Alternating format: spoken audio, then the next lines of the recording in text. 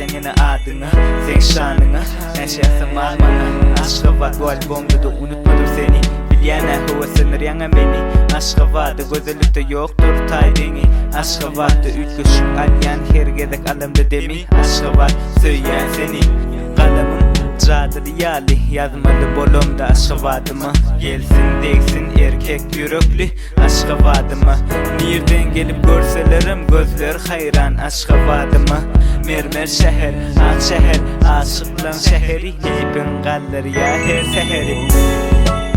Geceler, ünlüler, ayfana kaçan yüreğim imzalar.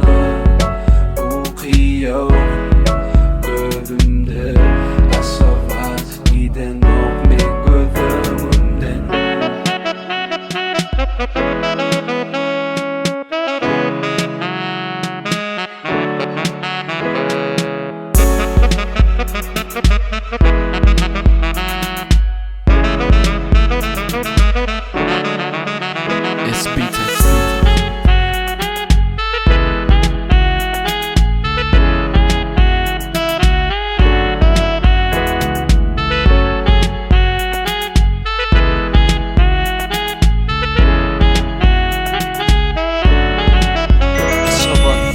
Berde her kim tapya gözlese Bahtını qovca dinlesen Köçeler ayya aydımı Senden daştı yazım güzgünü Bağışla yine uçmalı Söyyen bulutlanı ağlandı Oğlum seni unutmadı Eyyem küyseyen gözlem doymadı Senden uçar yerden kalanı Hiç kim bilmez gönüm ağlanı Belki diğerini ütködi İnniki gezek gelemde Es bir tane görümde Düde tüt sesini Däli itenne Ceykan kulkusunu eştemde Düşünürün men yine sen içimde Aşgabat.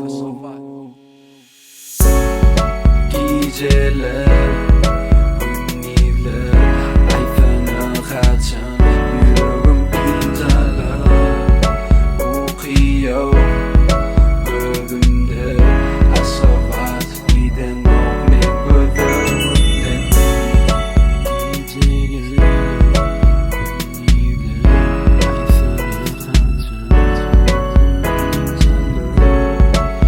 Forever young.